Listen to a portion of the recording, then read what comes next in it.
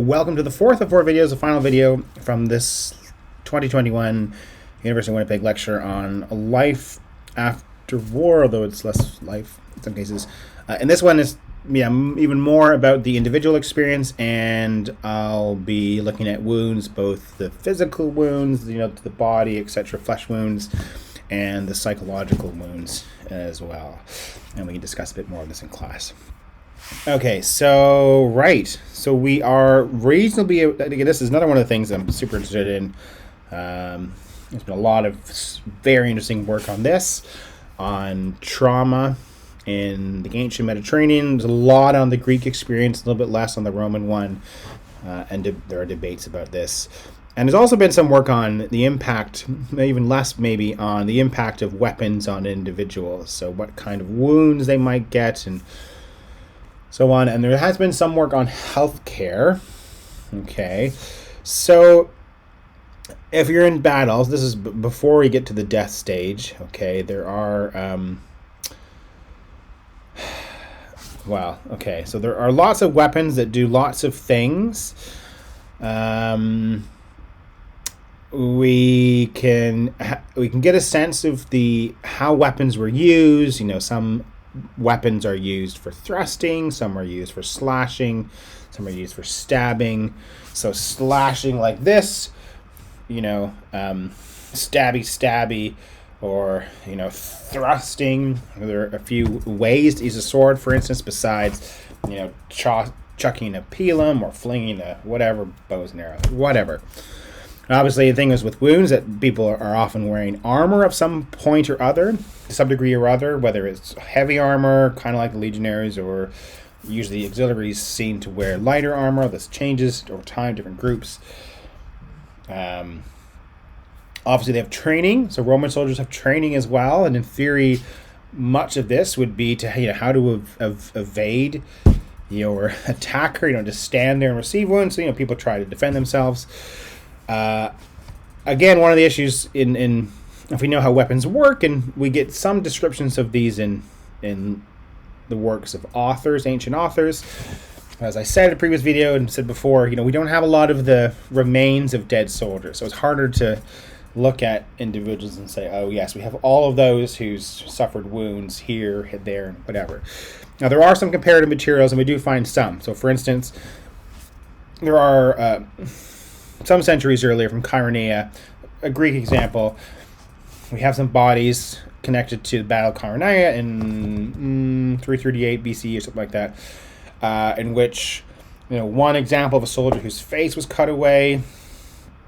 Another example, and you can sort of see some of them here where skulls were pierced by the butts of spears, and you imagine them like thrusting it in. Complicating things and trying to find evidence of wounds. The physical evidence of wounds is that a lot of the wounds that soldiers might receive would be to the soft tissue, the muscle and skin and whatever, and those don't necessarily leave a mark, don't leave a trace in the bones. We also don't always have bones because cremation of various things. So there's all these complicating things. Now there's a variety of wound types someone might receive. Okay, there are some bone shattering ones, but a bit harder. The guys are pretty fit. Their bones are pretty strong. It's maybe harder to get that kind of injury. And presumably there would be those who might be hit by a missile projected from a weapon or whatever, artillery. But there are head wounds, of course, the various kinds of head wounds, wounds to the chest, and wounds to the abdomen. Here in this little sliver of the column of Trajan, you can see presumably medical personnel treating the wounded in a few cases, besides Dacian prisoners and guys off into combat. It looks like they're sort of marching away, and here's someone treating the leg here, and here's a couple of guys helping another one. Obviously, the other kinds of wounds, excessive loss of blood or the presence of foreign bodies, that's an issue, but there does seem to have been some capacity for triage. Right. Okay. Now, there were medical personnel associated with the military. Okay. It seems that there were medici, doctors. It seems that originally these had been amateur, but, some medical care is better than none. And the Romans are, by many standards, or at least many pre-modern standards, usually said to have had better medical care in the field soldiers than other pre-modern militaries. After Augustus, from Augustus on, a lot of reforms, it seems medici became pseudo-professional. Now, besides the doctors, there were also capsari, orderlies, nurses who also might treat the wounded as well. And then in some facilities, there were also veterinary, I would say clinics, but veterinary care was an option too, because there were horses and other animals as well. Now, a lot of places had these valetudinarium is a hospital. Okay, you find them in quite a few forts. Here's the pictures of one of them. I believe this is the right picture, looking the right way, from one Novi in Bulgaria. Okay, the Moesia inferior, and they seem to have been relatively common. This is an imperial era thing, and they continued in use into late antiquity. You can find, I don't have it here. Oh, I do. In this sort of excellent edited volume, New Approaches to Greek and Roman Warfare, there is a very interesting chapter at the end on health, wounds, and medicine in the late Roman army, 250 to 600. And he called it the most advanced system of any pre-modern industrial society. So he says a lot of the stuff continues. So Polion could have had the best medical care. Our 200 CE guy, he wrote the letter to family, why aren't you writing letters? Polion, who again, is a star in here, would have been able to get quite good medical treatment. It seems Aemilianus too, because a lot of this high quality care continued, although over time there were fewer what's the word I'm looking for? Fewer hospitals available. There would have been beds. And there were also, of course, religious things too. The Romans are religious. I didn't have a specific religious lecture, but again, the idea is that religion is everywhere. It's everything you do. It's breathing. It's just everything. So, besides some of the more medical science-like things, beds, facilities, people who can, there are ancient works that gives you some idea how to treat various wounds and so on. There are also shrines to the appropriate religious individuals. Asclepius or Aesculapius, the Roman name, or Asclepius, the Greek name. This is the god of healing. Okay, so there would be religious practices. I don't know this. So that gives you an idea of some of the care available for wounds, physical wounds to bones, flesh, etc., and a little bit on the kinds. There's much more you could say. Of course, another big Another big issue that I don't have here, I just want to say here, is diseases. So one of the problems with wounds, some of them are treatable. And, you look at this image and you say, okay, this suggests that maybe these, minor wounds, you can stop the bleeding. Things can be reasonably good. You had a reasonable chance, depending on what happens. But obviously there's no penicillin. So there's no antibiotics to protect against infection. And as long as, wounds were kept cleaned and so on, you might have a reasonable chance of making it. But, depends on the wounds being kept clean. It's hard to say how much treatment there would be in the middle of battle. And, how much time passes and you're able to stop the bleeding if there is a lot, in the interval. Okay. We do have evidence of, I'll just say before I get back to, I should probably reverse these, but another issue is that some wounds are, besides the wounds, there are good wounds, believe it or not, and there are bad wounds. Good wounds are like wounds more to the front, which from a Roman perspective implies that you were looking at your attacker when they were coming towards you. You didn't turn and flee and get stuck in the back, okay? And, the face was a bit more problematic. So, I'll just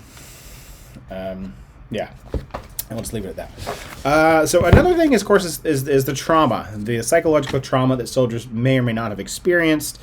There are very few explicit examples of people who seem to have been soldiers that suffered as a result of some of their experience. The most famous Roman one is a certain Cestius, who's in the Civil Wars, Caesar, and also Velleius Paterculus. There are the references to give you just an idea of. Also, Appian as well. Here's Appian, and here's Velleius. Appian says, Octavian intended to turn Perusia itself over to the soldiers for plunder, but Cestius, one of the citizens, who was somewhat out of his mind, who had fought in Macedonia and for that reason called himself the Macedonian, set fire to his house and plunged into the flames, and a strong wind fanned the conflagration and drove it over the whole of Perusia, which was entirely consumed except the temple of Vulcan. Vulcan's associated with flames. Velleius says, "You released Antonius unharmed, and the cruel treatment of the people of Perusia was due rather to the fury of the soldiery than to the wish of their commander. The city was burned.